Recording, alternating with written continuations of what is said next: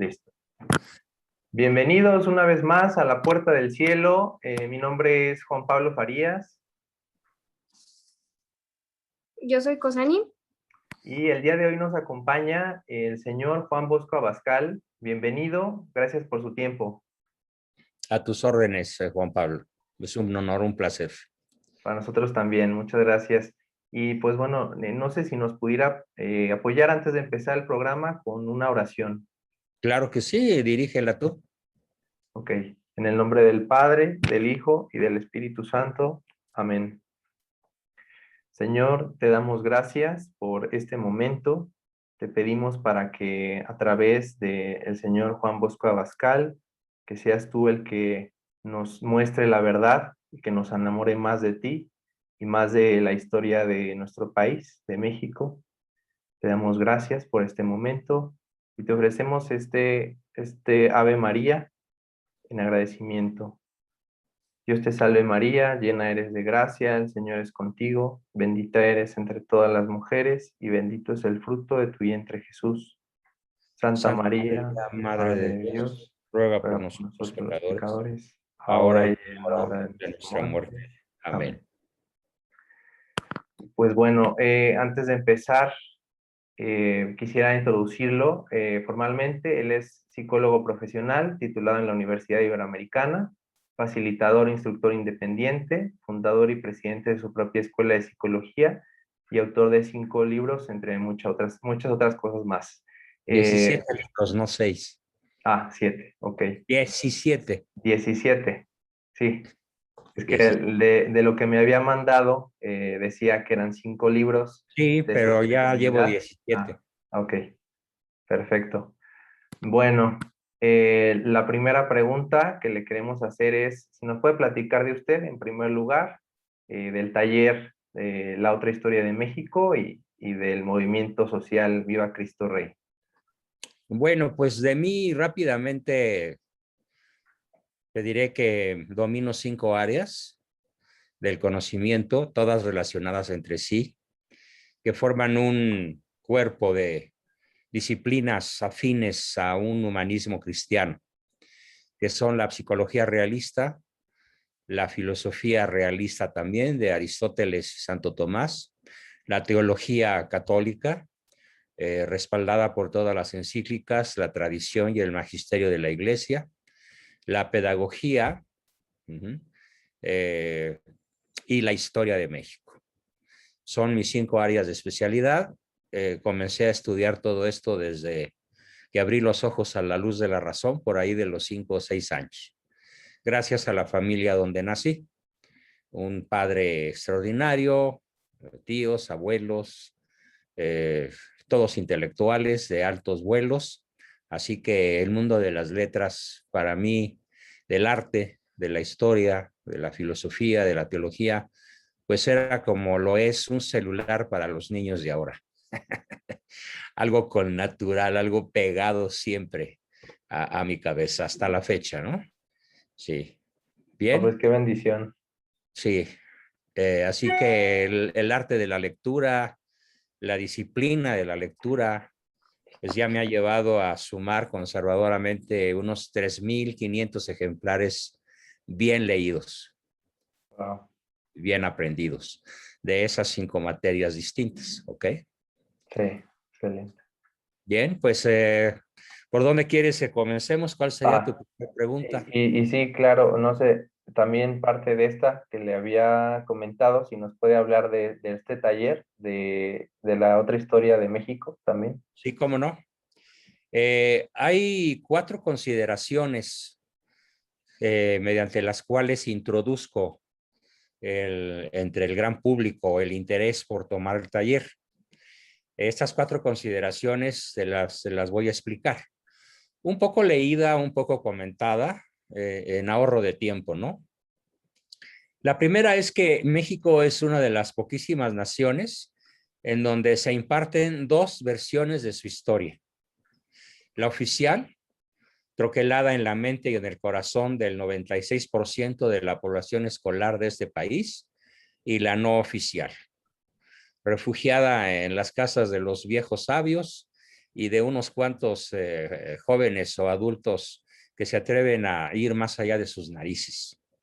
La segunda consideración es que la mayor parte de los alumnos de las escuelas particulares no asumen, mucho menos las de las oficiales, un interés profundo por la historia, ya que incluso esta materia hoy está considerada como de poca importancia académica, cuando menos si se la compara contra las esenciales, que suelen ser de orden técnico, física, química, matemáticas, etcétera, ¿no? El enfoque es pseudocientífico y prácticamente se exterminó con las humanidades y desde luego a partir de 1917, 20, por ahí así, se introdujo la versión oficial de la historia que tanto daño y tantas mentiras nos ha causado.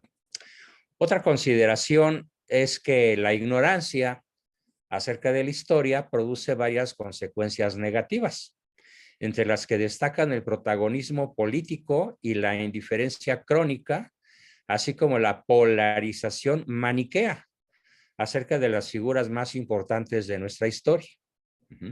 Entonces, Juárez es una especie de santo de inmaculado, cuando en realidad es un ser humano como cualquiera otro, con muchísimos más vicios, traiciones, asesinatos, que rasgos virtuosos o positivos.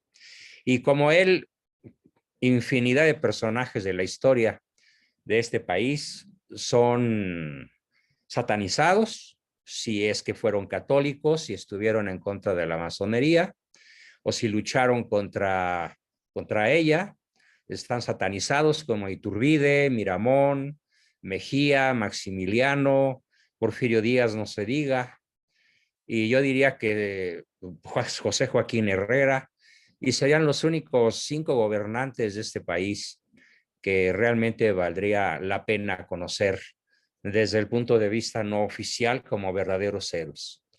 Otra consideración es que ignorar el pasado, tanto en el individuo concreto como en las naciones, nos impide tener conciencia de nuestro presente y nos impide también tener una visión comprometida con nuestro futuro, por lo cual las naciones y las personas que no conocen su historia, pues tienden a repetir los mismos errores de siempre de manera compulsiva.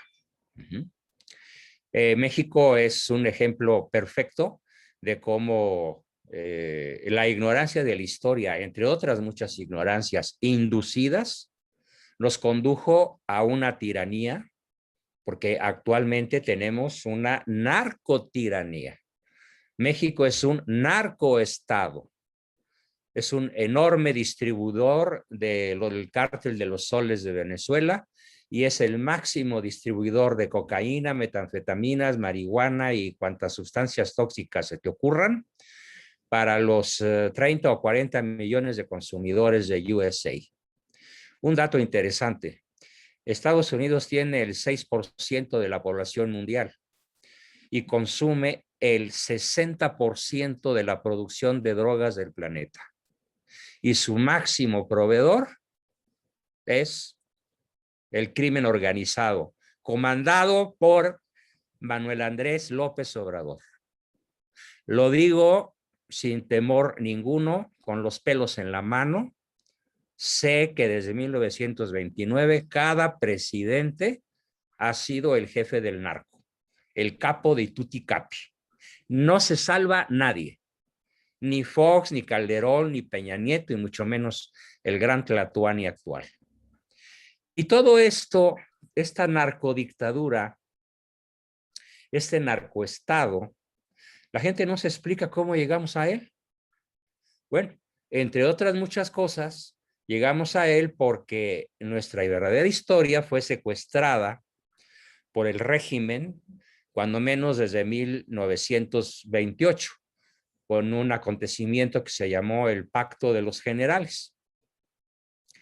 No tenemos mucho tiempo, supongo, como para extenderme en el pacto, pero sí diré los 7 pactos que hubo rápidamente, que se estudian a fondo en mi taller de historia. Y se estudian sobre todo esos 7 pactos a la luz de lo que hoy sucede en México. El primer pacto fue: vamos a perpetuarnos en el poder. Ahí están. Morena no es Morena, es PRIAN, es PRD, es PT. Todos los partidos están en Morena, absueltos y canonizados por el gran Tlatoani. Así que el sistema, el narcosistema tiene desde 1929 hasta la fecha con aparentes cambios. Porque cuando gobernaron, entre comillas, Calderón y Fox, en realidad no hicieron nada. Nada distinto verdaderamente como para enderezar el rumbo de nuestra historia. Ellos también son cómplices, aunque parezcan oposición, en realidad no lo son. ¿Por qué? Porque es un monobloque político. Este monobloque político lo explica en su formación desde 1824, que ocurre el fusilamiento de Iturbide, la traición contra el verdadero libertador de México. Es la única nación parricida, México, que fusila a su libertador. No se conoce ninguna otra, porque Mahatma Gandhi no fue asesinado por un hindú, sino por un pakistaní. Es distinto. Iturbide fue fusilado por mexicanos en México, nada más porque Iturbide era católico, se oponía al dominio yanqui y combatía personalmente los proyectos de las logias, sobre todo de las logias norteamericanas. El taller de historia tiene varios objetivos. No sé si me permitas explicarte cuáles son. No, está bien. 3 objetivos fundamentales tiene el taller de historia. Los participantes adquirirán sólidas bases filosóficas y axiológicas, es decir, de valores, para poder analizar y juzgar por sí mismos los valores, contravalores, vicios y virtudes implícitos en las actitudes y las decisiones de los personajes históricos cuyo perfil será analizado en cada una de las sesiones del taller. En esos momentos, todo marzo lo dedicamos al análisis del principal traidor, del principal asesino de indígenas y del principal vendepatrias que haya sufrido México, Benito Juárez García, conocido como el Benepérrito de las Américas. ¿Cuál benemérito? Mames, polainas, ¿no? Hay que manejar esto como un chunga, porque si no, pues se pone uno a llorar con todas las brutalidades que este hombre realizó. Obviamente, la lista de personajes que estamos analizando pues es muy amplia, pero destacan él, destaca el cura Hidalgo, otro asesino serial que personalmente mató más de 1,500 españoles solo por ser españoles. Nada de que es el iniciador de la independencia, no, es el gran retrasador de la independencia. Él la retrasó 11 años y explicamos por qué en el taller. Ahorita sería muy complicado decirlo. Analizamos a fondo la figura de Iturbide, la figura de Cortés, que es paradójicamente el fundador, el verdadero fundador de la nacionalidad mexicana, que además lo hizo de forma intencional. Hay que conocer la historia para saber que México surge en la cama de Cortés con la Malinche y el primer mexicano se llama Martín Cortés. Antes no había mexicanos, había indígenas y españoles. Y los indígenas tenían la particularidad de estarse comiendo unos a otros. Y si aquello no hubiera terminado, aquella carnicería de 200,000 víctimas al año comidas por los propios indígenas aztecas sobre todo, pues el genocidio hubiera se prolongado hasta que no hubiera quedado prácticamente nadie, ¿no? Por eso Vasconcelos y los grandes historiadores que nosotros manejamos en el taller declaran a Cortés con 2 títulos imposibles de negar. Hernán Cortés, libertador del indio, y Hernán Cortés, fundador de la nacionalidad mexicana. Otros personajes, Porfirio Díaz, los presidentes como Plutarco Elías Calles, el gran perseguidor de la iglesia, junto con Obregón, Calles, Carranza.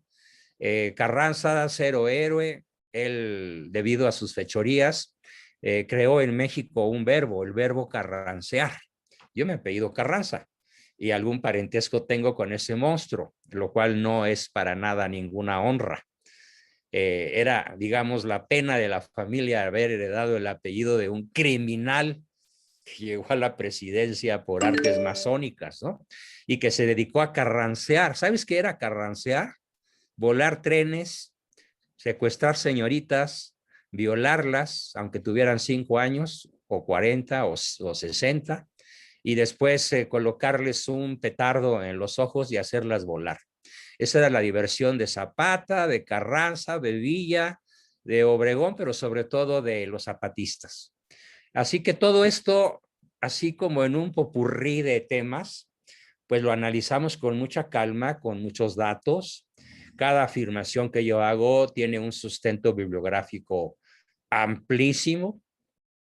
Por eso he seguido escribiendo. Actualmente el taller se respalda en 17 libros de mi autoría y en unos 3, 4, 5 mil textos de autores tremendamente variados, como Carlos Alvear Acevedo, Alfonso Junco, Alfonso Trueba, José Vasconcelos.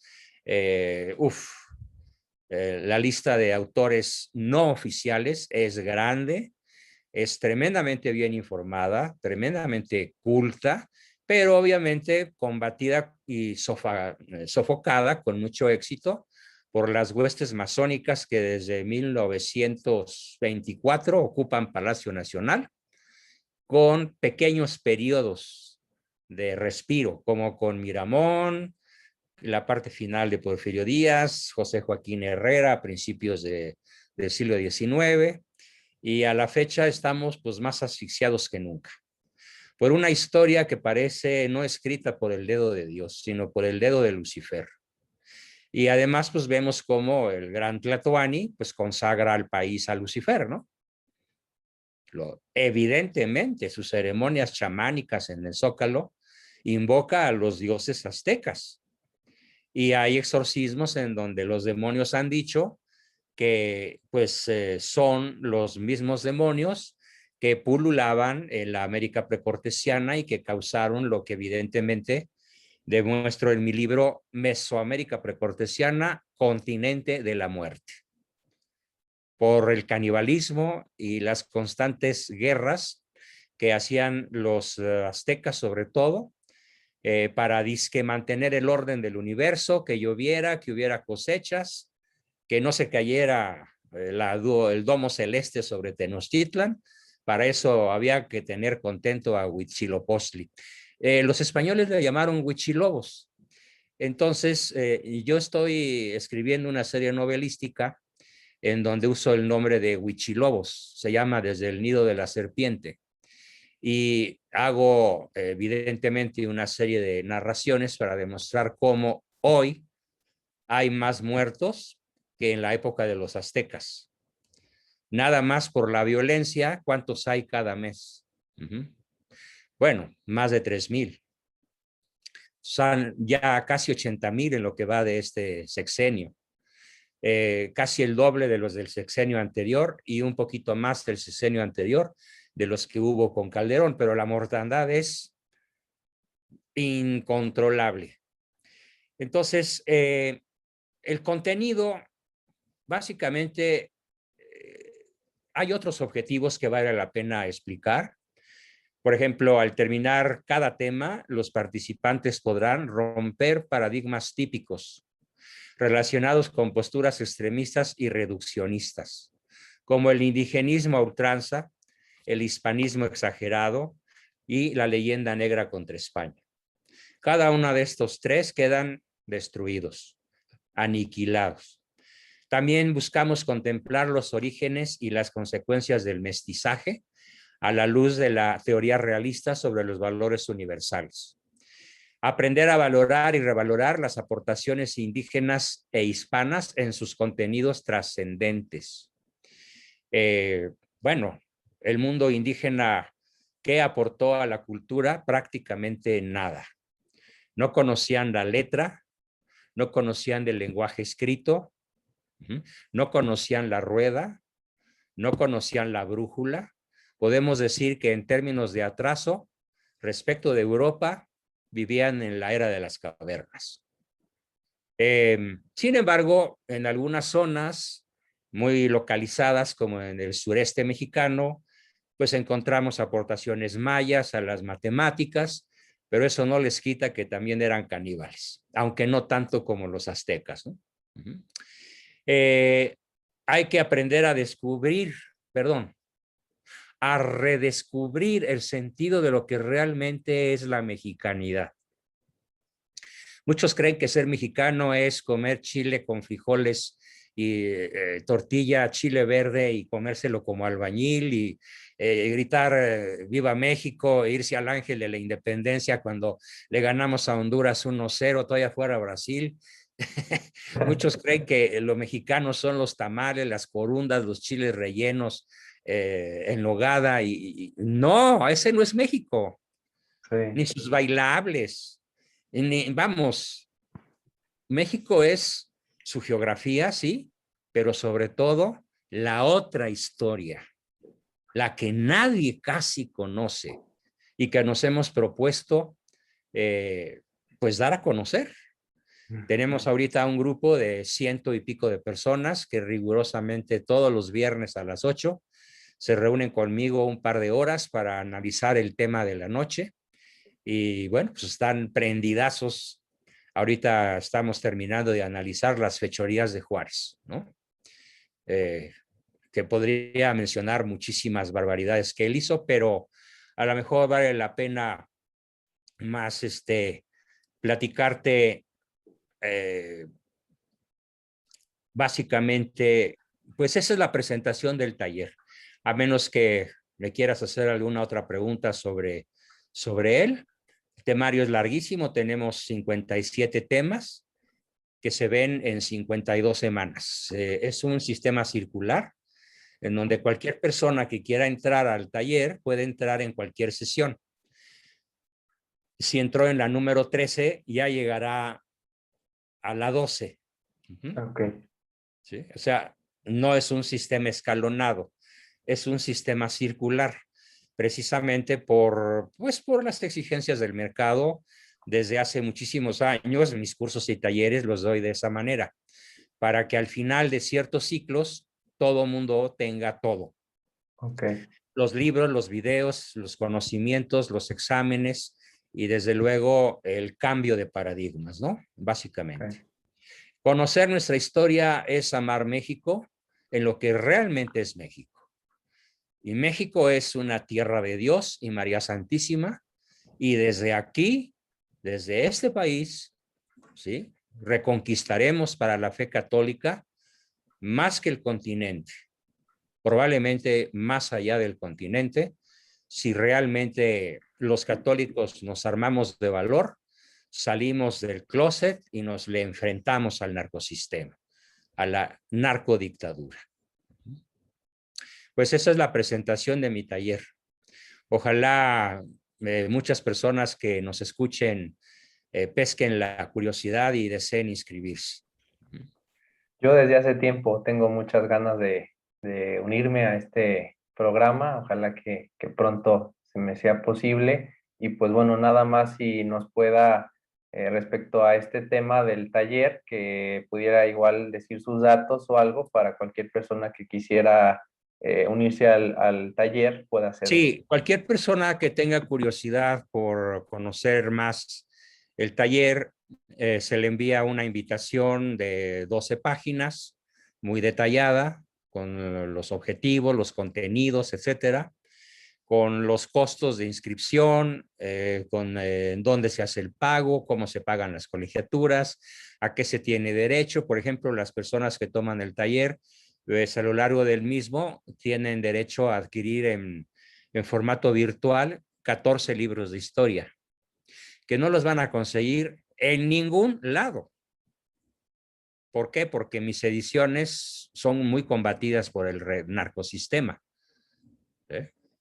Así que para evitar eso, mis libros casi todos son impresos en el extranjero o se mandan en forma virtual para burlarnos de la censura, ¿no? Y de luego los secuestros de ejemplares que mi padre sufrió, por ejemplo, con muchas de sus obras. El teléfono de contacto, pues es el 55 54 13 82 35. A lo mejor lo puedes poner en un cintillo, no sé, para que mande la gente un WhatsApp y puedan conocer los detalles de ese taller y que ojalá para muchos culmine en una inscripción, que es una pequeña inversión anual, para que realmente podamos hablar de mexicanidad, de patriotismo y realmente hacer algo por este país que está desgarrándose en manos de una narcodictadura. Está hecho pedazos, Sí. por donde quiera que lo mires. En salud, en educación, en economía, en energía, Pemex está quebrado, Dos Bocas nunca va a funcionar, el Tren Maya nadie se va a subir, en Santa Lucía nunca aterrizarán aviones, o sea, es un desastre brutal el que estamos padeciendo, tanto en lo material como en lo espiritual, porque ahora ya se viene la imposición de la ideología de género y la persecución a los sacerdotes que se atrevan a criticar las uniones homosexuales. Es un proyecto de ley. Sí, sí, vimos todas las reformas, ¿no? Que se quieren hacer ¿Sí? próximamente. Pero bueno, Cosani, no sé si quieras empezar con las preguntas. Sí, las puse aquí para ver. Eh, ¿Por qué crees? Bueno, ya nos comentabas hace un momento que hay dos historias sobre México. ¿Nos podrías comentar por qué consideras que no se cuenta la verdadera historia de México? Es un instrumento de dominación.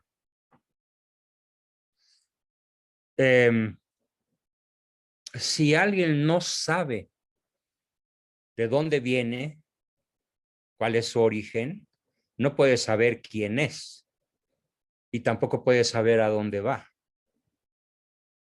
Entonces, al no saber ni origen, ni identidad, ni destino, es carne de cañón para los designios de cualquier sistema dictatorial. Eso ocurrió en Alemania, ocurrió en Rusia, ocurrió en Italia,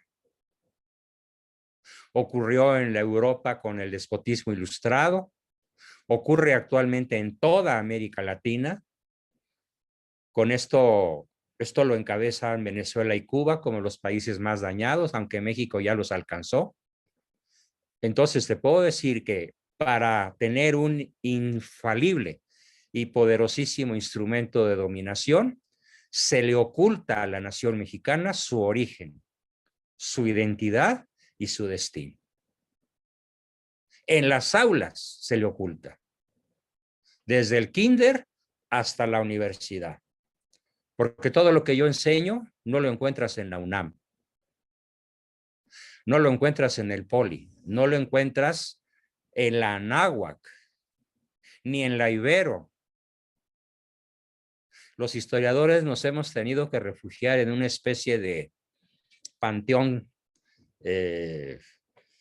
digamos, ajeno al mundo, y desde donde estamos lanzamos rayos y centellas a ver si alguien despierta.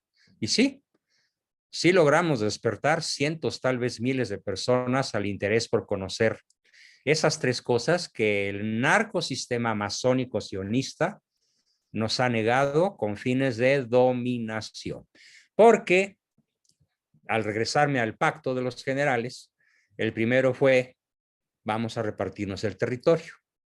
Perdón, vamos a perpetuarnos en el poder. Ahí están. El segundo, vamos a repartirnos el territorio. El tercero, vamos a dejar al pueblo sumido en la ignorancia. El cuarto, vamos a descristianizar a la nación. El quinto, vamos a destruir a la familia. El sexto, vamos a hacer improductivo al campo. Echa una ojeada y verás cómo todo se ha cumplido al pie de la letra. Y el séptimo, la entrega del bastón de mando del ejército mexicano por el presidente Plutarco Elías Calles al embajador Dwight Morrow para que el mando militar de México en realidad se encuentre en el Pentágono hasta la fecha. Esa es la realidad. Se oculta para que la gente siga votando por quien no debe votar. Si ese señor, este gran tlatoani, malo, Manuel Andrés, llegó allí, es producto de la venganza contra el PRIAN y de la ignorancia de a quién pusieron. Pusieron al peor enemigo de México. Por eso mi libro, Malo, perfil de un psicópata narcisista, el destructor de México. Y doy datos, cómo sistemáticamente este personaje mafioso, vomitado de las peores laberintos del infierno, se dedica a destruir todo bien, toda entidad, todo opositor. Es un destructor sistemático. Y en solo 28 meses ha destruido más que lo que Hugo Chávez destruyó en 10 años en Venezuela. Vamos mucho más a prisa en la destrucción de este gran país. 12 millones de desempleados, regreso a las energías de carbón y combustóleo, ataque a las inversiones privadas, no a las energías limpias porque las hélices contaminan el paisaje de la Rumorosa. Es patético el tipo, ¿no? O sea, de loco de atar. ¿Sí? Y mil cosas más que podría decir sobre este chiflado que el mexicano analfabeta colocó ahí, sin saber que salíamos de Guatemala para entrar a Guatepeor. Eso es en contestación a tu pregunta, ¿por qué no se enseña la verdadera historia? Porque garantiza un pueblo de esclavos. Y digo, y una de las mentiras también que hay o falsificaciones de la historia que hemos encontrado, hay otro sacerdote que habla mucho de esto, que es cómo vivió, cuál fue la verdad respecto a la evangelización de América. Uf, ese es un tema maravilloso que está contemplado en el taller. ¿Cómo se vivieron esos 300 años en lo que ahora es México? O sea, realmente, ¿cómo fue? Quiero leer y comentar un párrafo que escribí especialmente para esto. Haré citas textuales y haré con algunos comentarios. Me voy a referir a la hispanidad. ¿Qué es la hispanidad? La hispanidad o el hispanismo es una corriente sociocultural, socioeconómica, que está en el centro entre el comunismo y el modelo ultraliberal inglés. ¿Sí? Es una tercera posición, muy poco conocida y combatida con mucho éxito tanto por la anglósfera como por el comunismo. Surge en 1492 con el triunfo de los reyes católicos, Fernando e Isabel, la caída del reino de Granada en manos de los reyes católicos, culminan 7 siglos de conquista y empieza la hispanidad. Cuando Colón consigue el apoyo de los reyes y el interés de los reyes de España para llegar a América, ¿sí? Supuestamente para llegar a las Indias y que en realidad toparan con América, Isabel, la reina, tenía solo un propósito o un propósito principal. Cristóbal, gánate para el cristianismo tantas almas como puedas. La consigna de la reina Isabel era bautizar, civilizar y evangelizar a todos los naturales de estos continentes.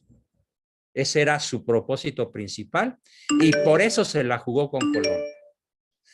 Colón no fue una buena persona. sí, tuvo el mérito de ser el navegante, descubridor de este mundo, pero desgraciadamente le ganó la codicia, acabó esclavizando indígenas en República Dominicana y terminó mal sus días encadenado, preso en España por practicar la esclavitud en contra de las leyes de Indias. Hay que entender cuál es la verdadera vocación entonces de los reyes de España, Fernando e Isabel. Es la vocación de crear una nueva civilización y una nueva humanidad. Desde Castilla y Aragón unificados, lo hacen en América. Y es aquí donde surge el nuevo modelo económico, en la Nueva España, en el virreinato de la Nueva España, que fue totalmente contrario al modelo inglés. ¿Cómo era el modelo inglés? Un modelo colonialista, ¿sí? Exactamente colonialista, mientras que nosotros éramos un reino, un virreino. Y las diferencias de cómo se manejó la economía son bestiales, abismales. Fíjate, los territorios dominados por la anglósfera son territorios ocupados por ingleses, franceses, canadienses, belgas, africanos, etcétera, porque hasta Sudáfrica fueron a hacer sus fechorías y no se diga la India, que utilizan la tierra conquistada exclusivamente como proveeduría de materias primas, mientras que exterminan o esclavizan a la población indígena, pero no se mezclan con ella. Entonces, podemos decir que ¿cómo surge Estados Unidos? De la piratería de la pérfida Albión. Estados Unidos, igual que Inglaterra, es un país pirata, es un país ladrón, es un país que comete genocidios de costa a costa, exterminando algonquines, cherokees, sioux, etcétera. Exterminio y explotación de materias primas que se llevan a Europa, las procesan y las venden a todo el planeta, porque sí tienen una extraordinaria habilidad comerciante. Esa es la anglósfera, un concepto de esclavización, de utilización, time is money, ¿sí? Es un enfoque absolutamente materialista que da origen al supercapitalismo y a la gran banca usurera mundial, con sede en The City, Londres, y en Wall Street, en Nueva York. ¿Y cómo es el modelo hispano? ¿Cómo es el modelo español? ¿Cómo es la hispanidad? ¿Sí?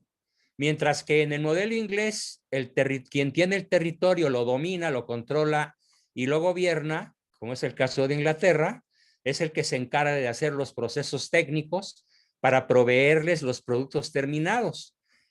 Es decir, el modelo económico inglés nunca supuso transferencia de tecnología a las naciones conquistadas, porque además fueron exterminadas.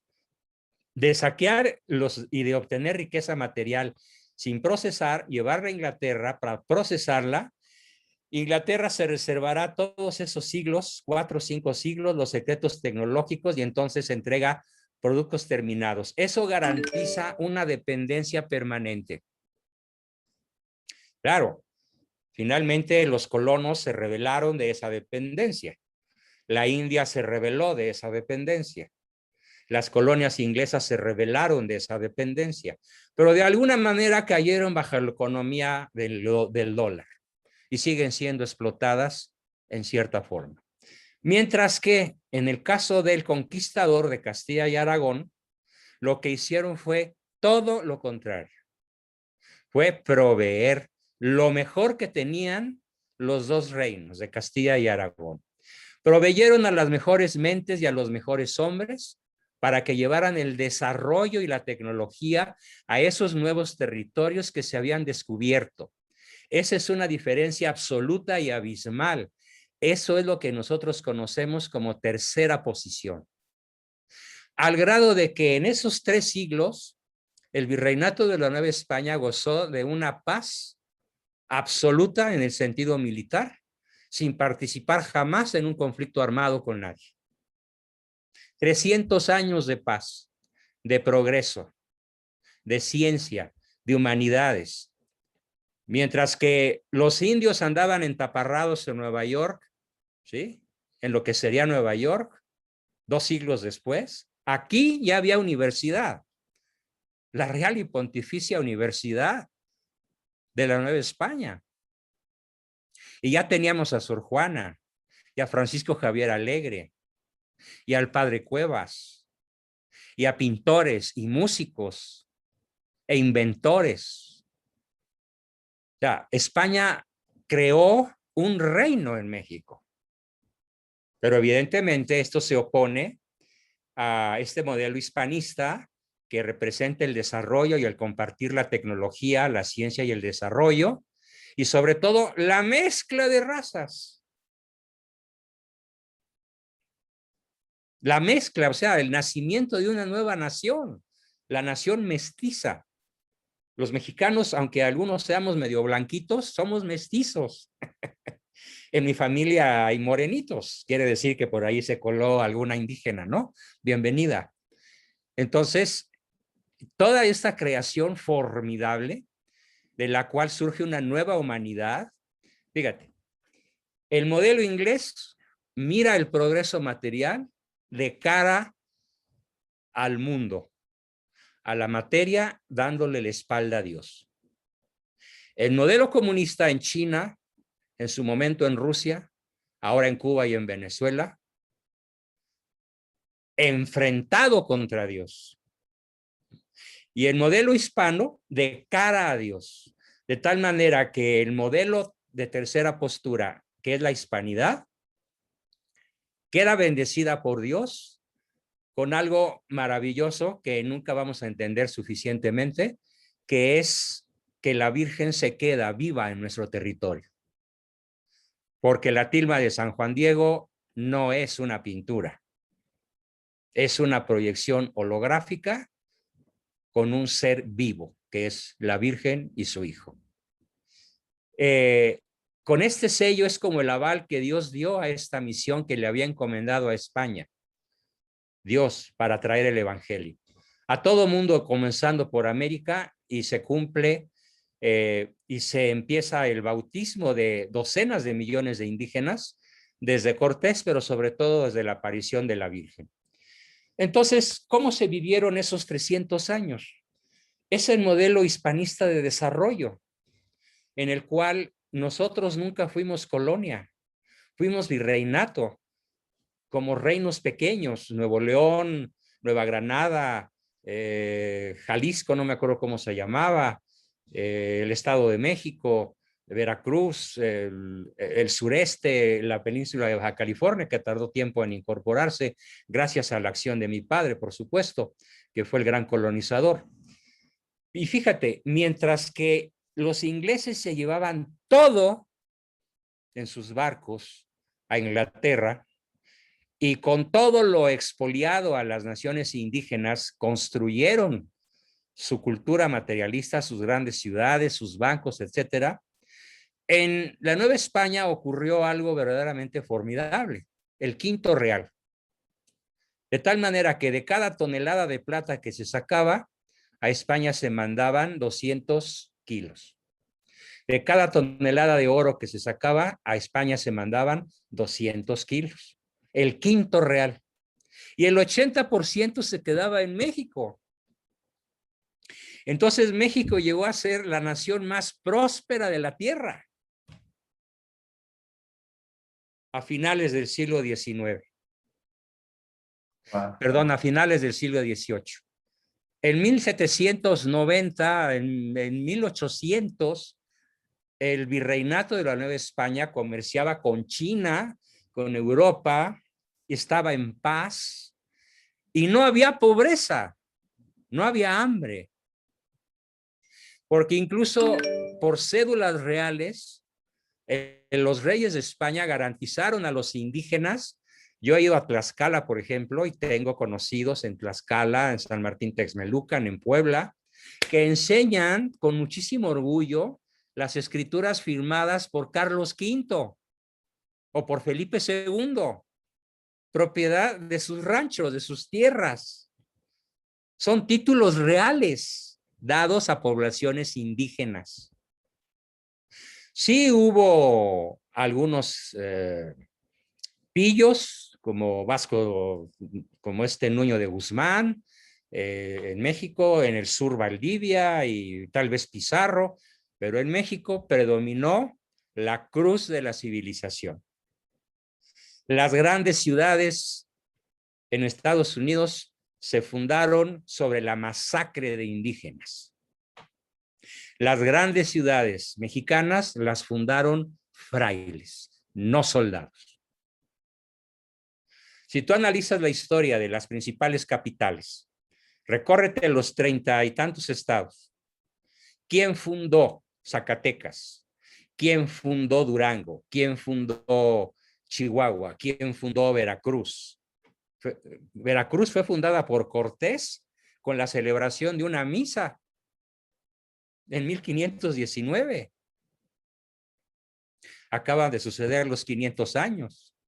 La Villa Rica de la Veracruz, así se llamó. Entonces, México, el México todavía, el México actual, se hizo con la cruz de la civilización.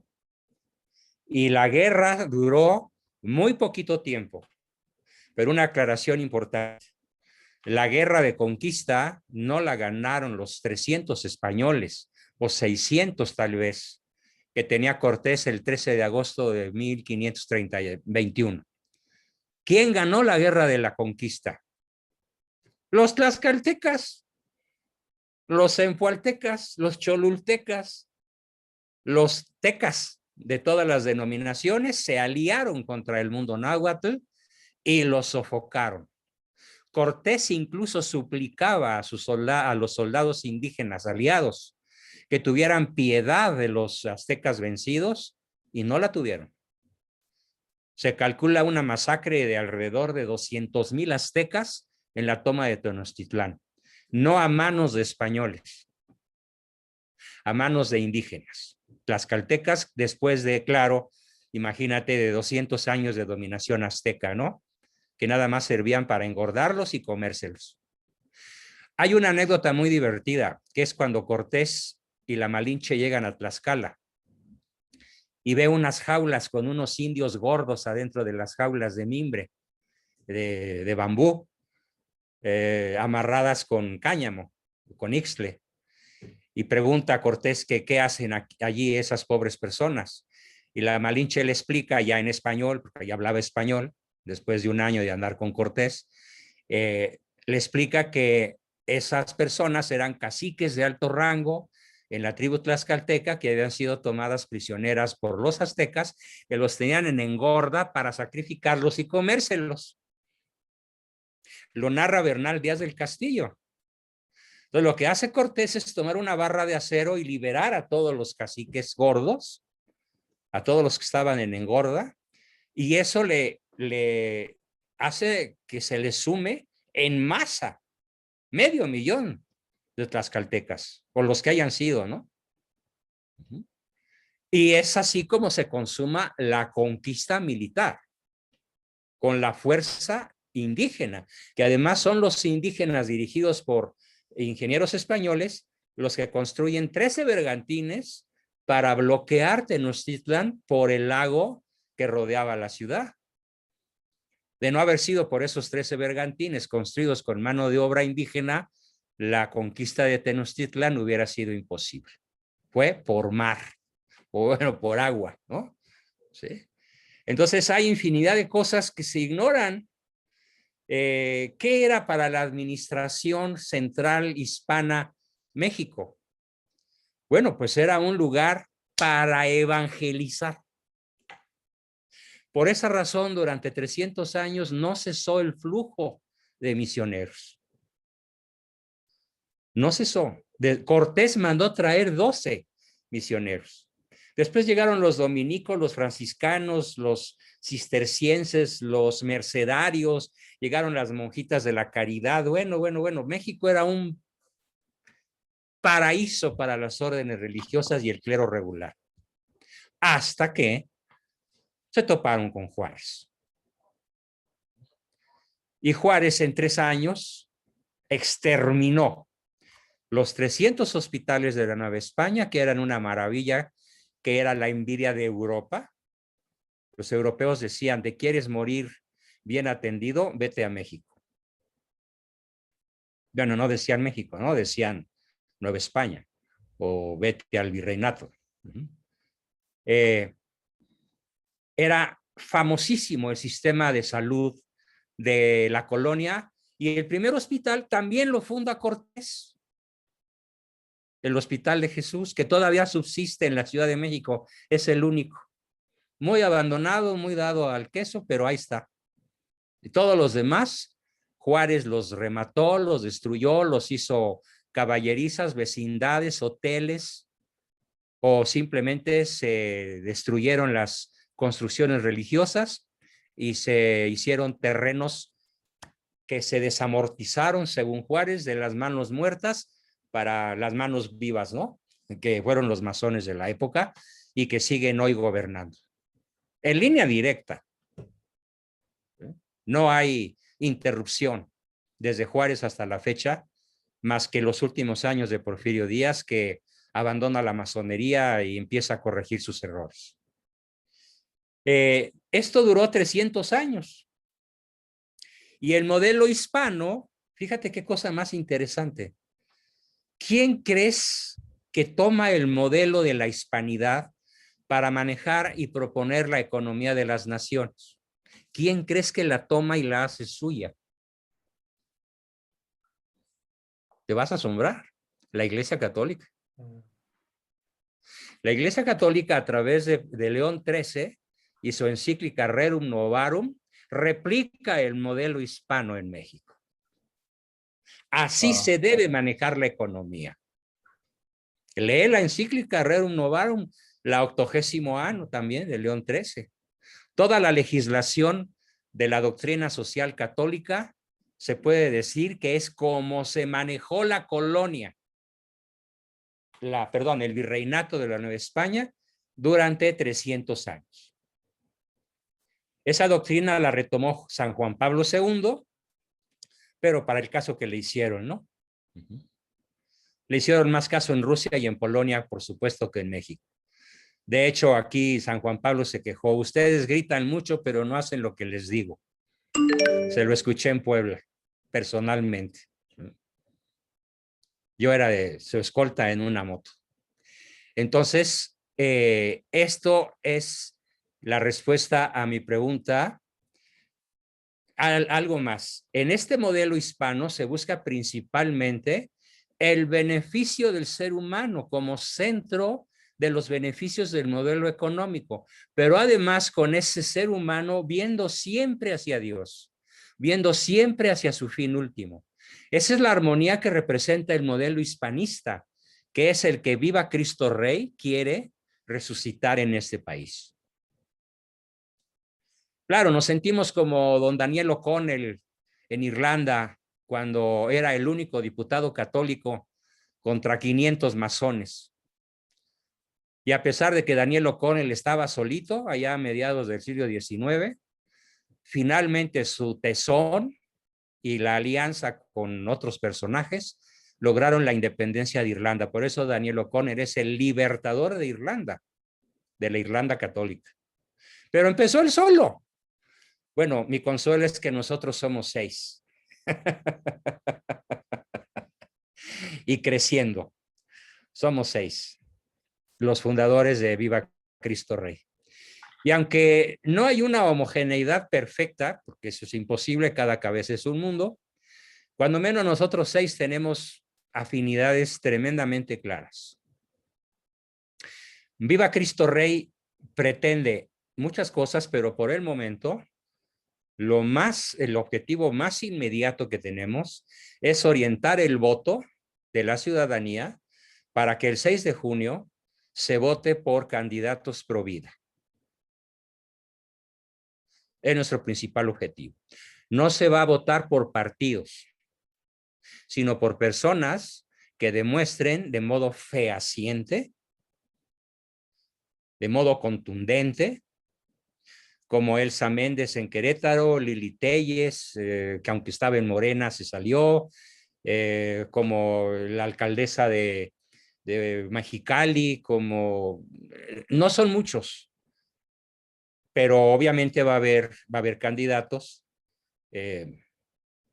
por los cuales podamos votar, cuando menos para balancear la abrumadora e ilegal mayoría que el Gran Tlatuani tiene hoy en el Congreso. Una sobrerepresentación del 16%, cuando la ley solo le permitiría el 8%. Pero ya sabe las tranzas, ¿no? Cómo chapulinearon para ser mayoría. Entonces,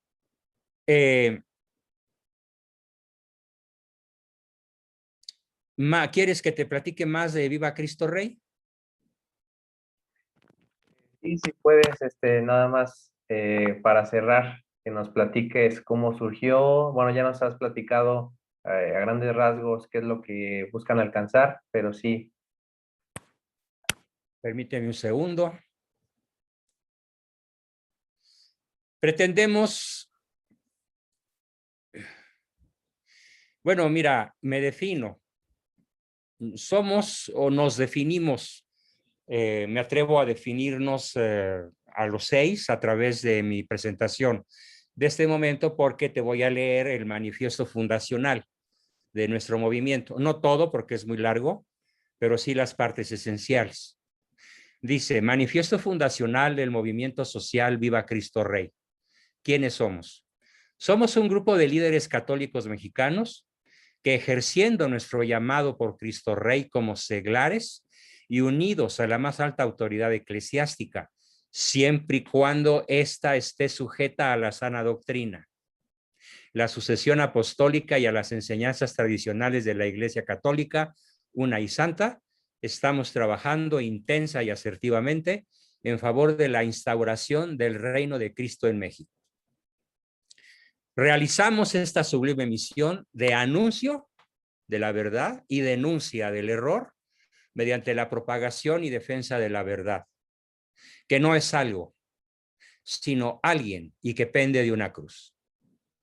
Nuestro arduo trabajo nace de la necesidad imperiosa e impostergable de realizar en todo México, este es el ADN de mi movimiento, realizar en todo México un proceso de reevangelización.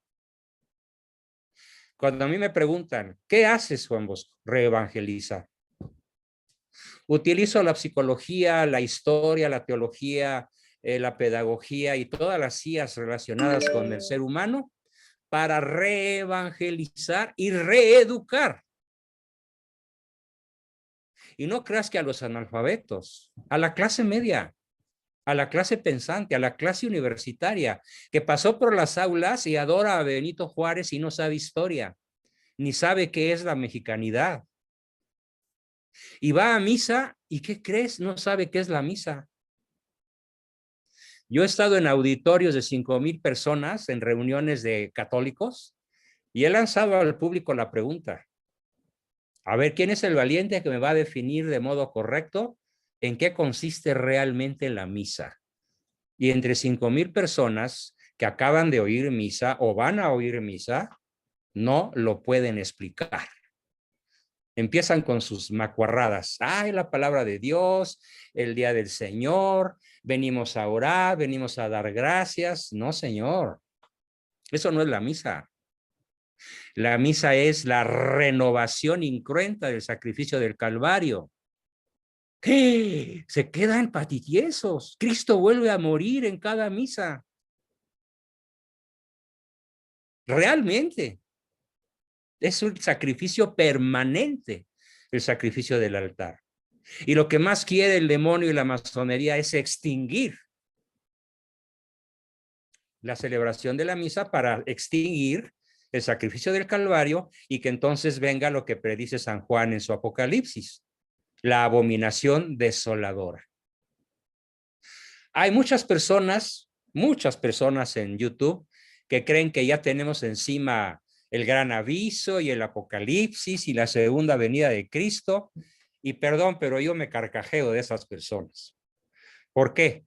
Porque la única respuesta correcta es que, según Cristo, nadie sabe. Es palabra de él. Cuando sus apóstoles le preguntan, oye maestro, ¿y cuándo vas a regresar? Él contesta, solo mi Padre Dios que está en el cielo lo sabe. Solo mi Padre Dios.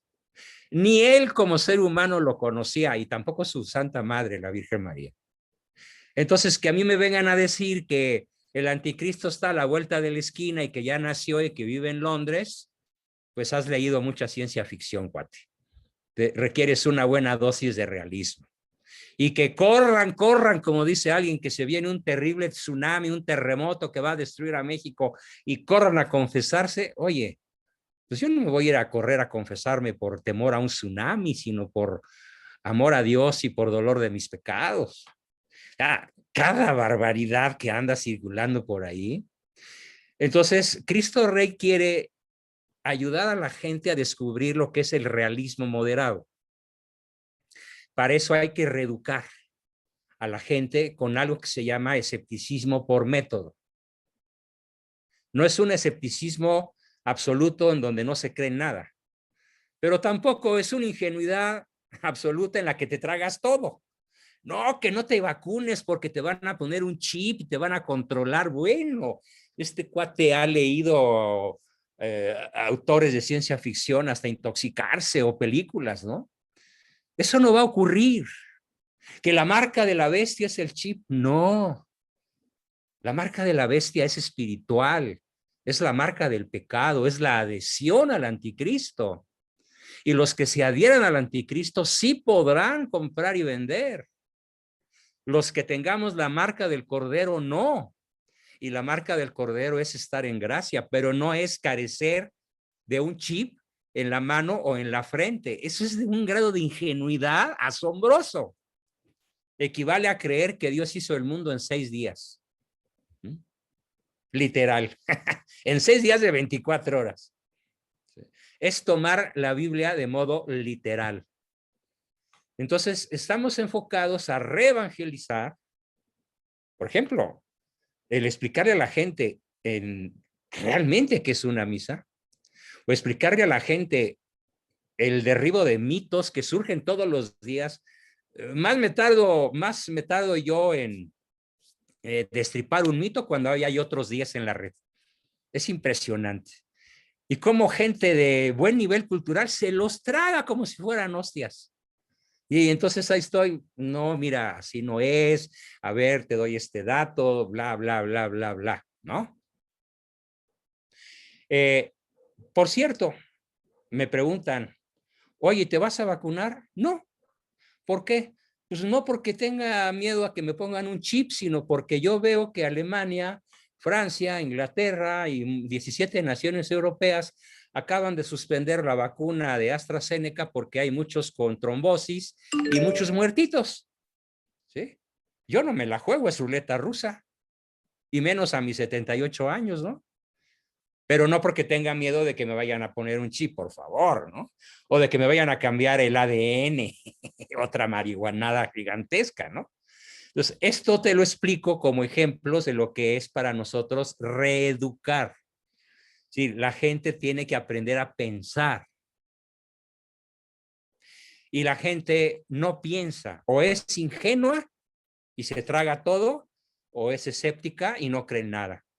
Pero no buscan la verdad de modo metódico y practicando este gran principio. La verdad es absoluta, invariablemente absoluta, pero el conocimiento que tenemos de ella suele ser relativo, perfectible, ensanchable, profundizable, mejorable.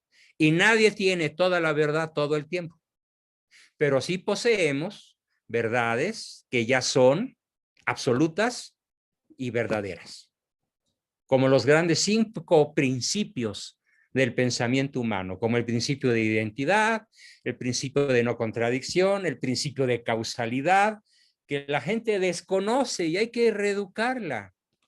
La gente cree que pueden pasar cosas sin que nada las cause, como el Borras. ¿Por qué pasó esto? Pues nada más, ¿no?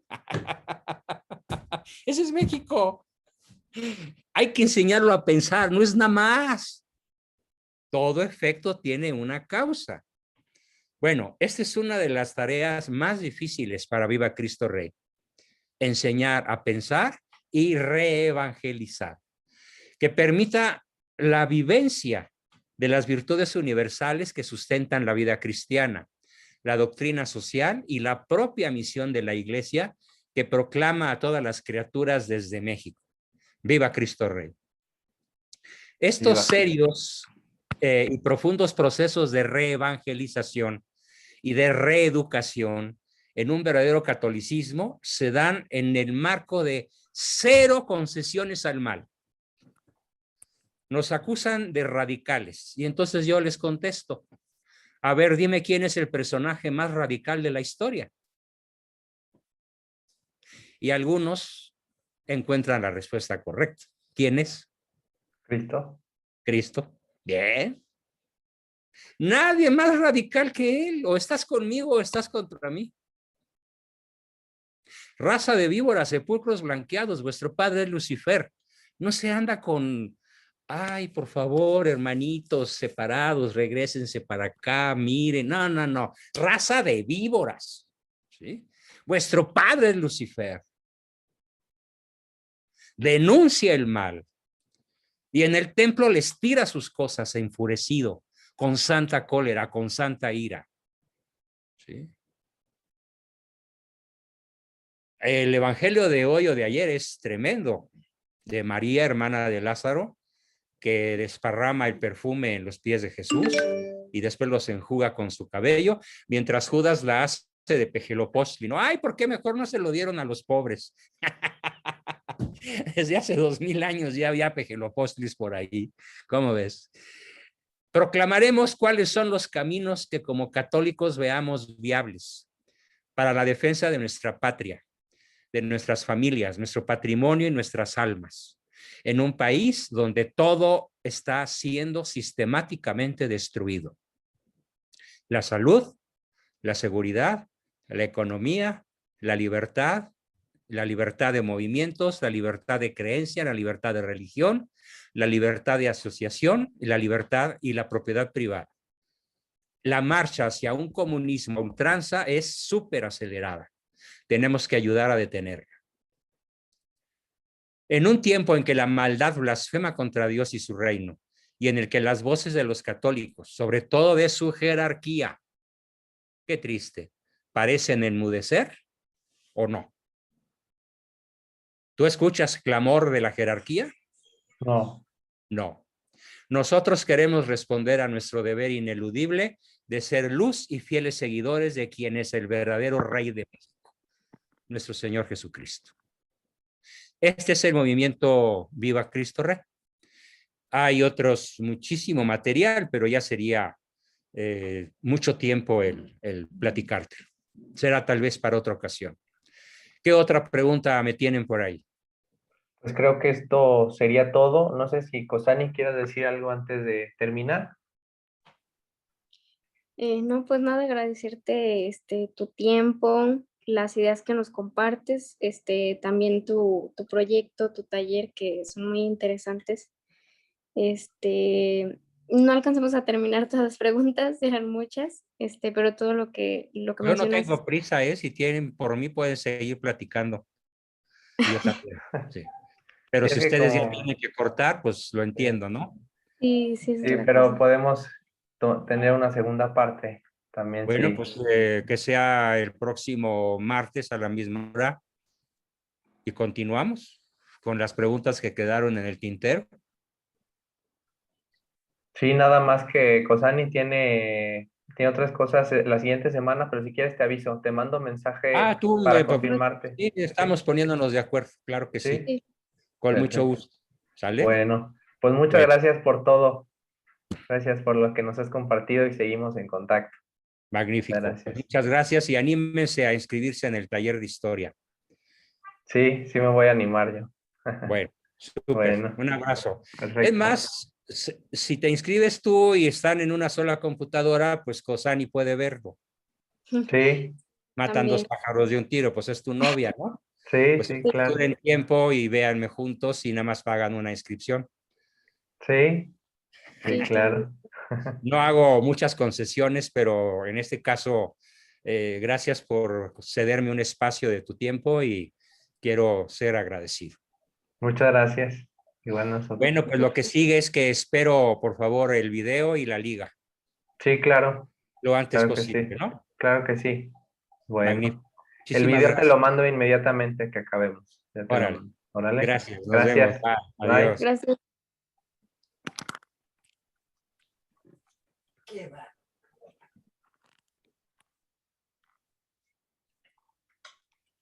Chile, creo que sigues grabando, ¿eh? Porque aquí me aparece rec.